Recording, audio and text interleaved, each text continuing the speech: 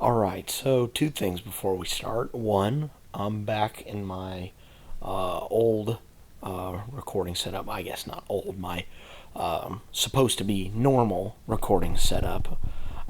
And two, my voice is still just a little bit rough from backlash in St. Louis. So pardon me if the next couple of episodes, or I shouldn't say next couple of episodes, the next couple of videos, I should say, my voice is a bit tender. But we are going to continue forth anyway, and we are going to talk about The Last of Us, Season 2, Episode 5, Feel Her Love.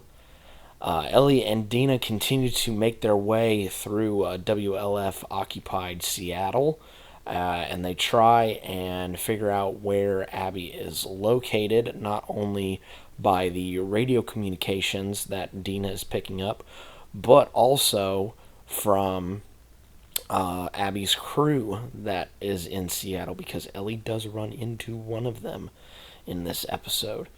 Meanwhile, the war between the WLF and the Seraphites is getting very interesting, and we get to see not only what the WLF are doing in Seattle, but what also the Seraphites are doing to wolves that will not convert.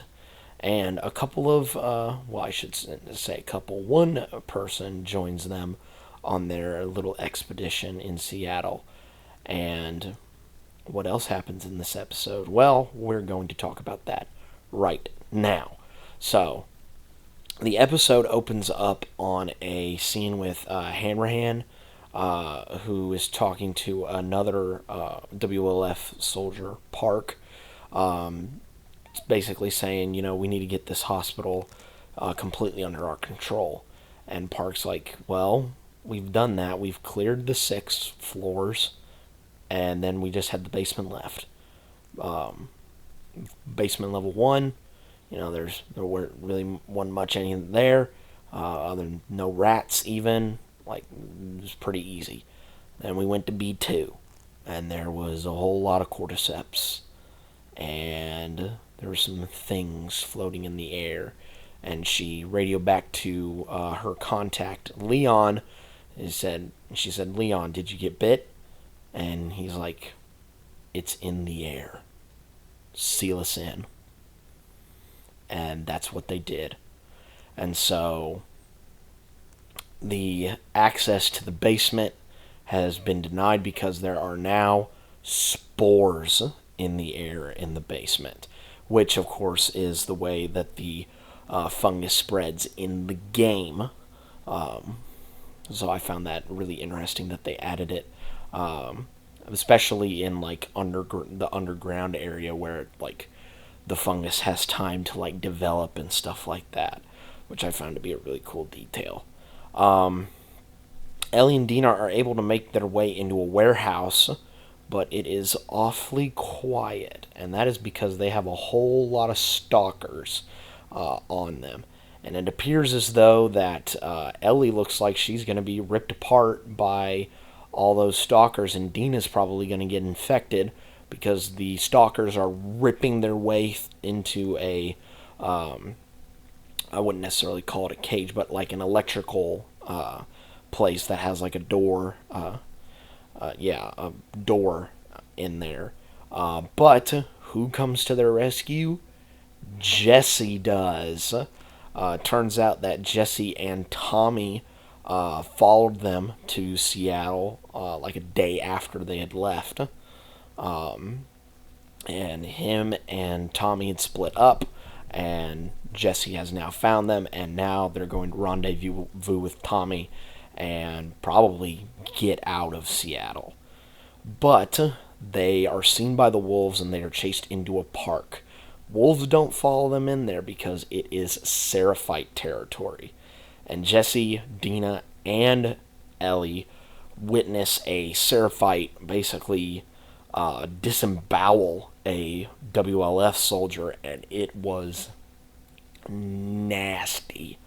Absolutely nasty. But they are indeed spotted by the Seraphites. Dina gets a arrow through the leg, and Jesse and Dina have to go back to the theater while Ellie tries to divert the Seraphites' attention and get out, or basically lure them away so they don't focus on Jesse and Dina. And it works. They follow her, and then Ellie basically makes the Seraphites lose her track, and they stop chasing her. But Ellie sees the hospital, and she knows from her conversations with Dina, which she had heard over the radio, that Nora is in the hospital. Nora, of course, being the bald chick that was in Abby's crew, who was the medic in their crew. So Ellie and Nora have their little clash in the hospital. At first, Ellie has Nora by gunpoint, and she tries to come off as like, listen, I didn't want this to happen. I close my eyes and I can still hear his screams. But then she flips it and is like, yeah, but he did deserve it after what happened to, all of our friends. And throws cleaner in Ellie's eyes, and a chase ensues. She ends up going into an elevator and falls all the way down to B2, which is big trouble for her. Not so much for Ellie, but big trouble for Nora. Ellie soon follows, and she also has a whole bunch of WLF soldiers who heard the gunfire, and also with Nora saying, like, shoot her, trying to shoot Ellie down, but to no avail. Ellie finds all of the infected and the cordyceps in B2, and she sees two guys just breathing out spores, and it's beautiful stuff. Absolutely beautiful stuff. Terrifying, but beautiful at the exact same time. Nora, she eventually finds Nora, and Nora's like, you are a dumb ass, because now we're both dead. Now we're both going to be infected.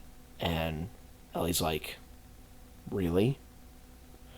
And Nora pieces it together and is like, holy crap.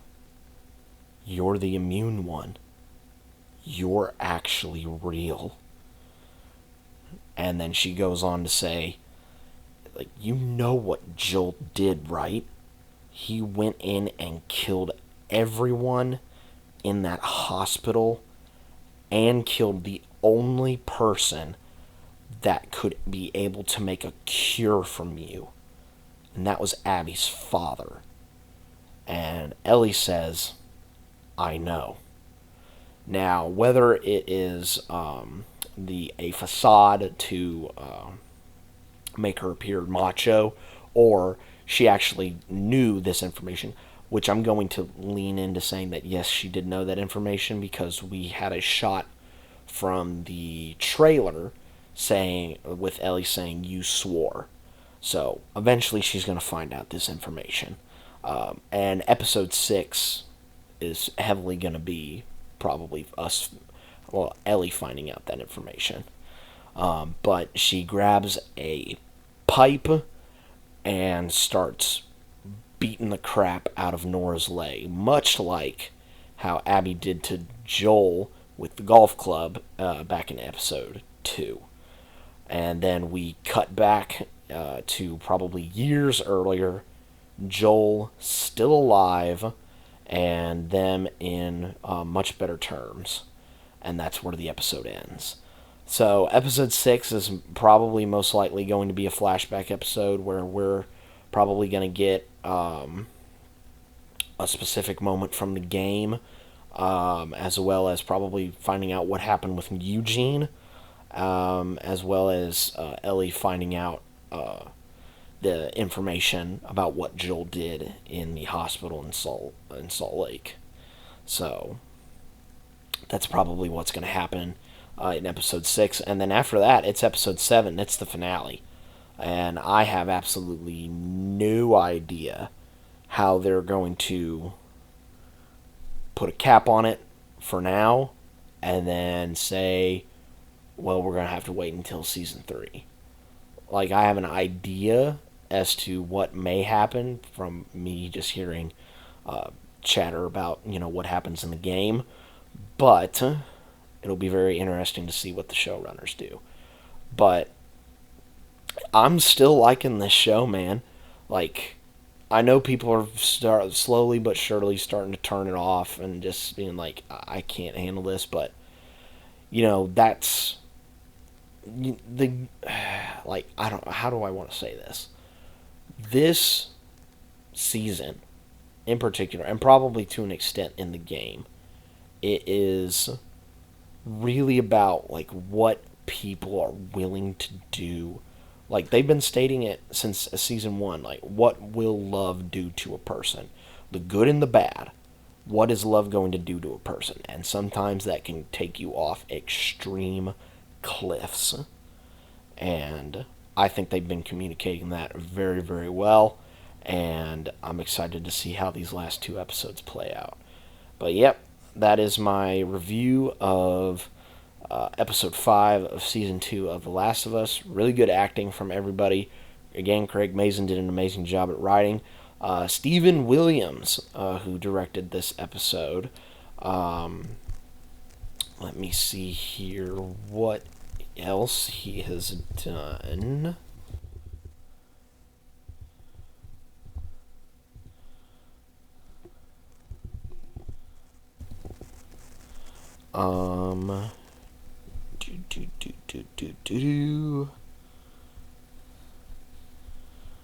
Chevalier.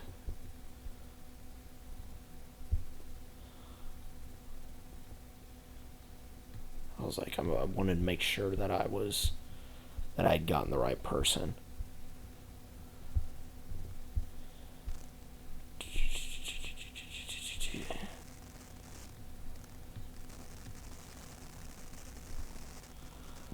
Oh, done Watchmen, 0 Hour. Oh, also did Lost as well. So yeah, got a credible little rap sheet for him. So I think he did a really good job of directing this episode. And again, Craig Mazin did an amazing job of writing. But yeah, that is pretty much my review for episode 5 of The Last of Us. Again, really solid episode, and I cannot wait to see what happens next week. But until then, guys, be safe out there, and make sure to wear a mask, because you never know if you're breathing in any spores. And I will see you next time.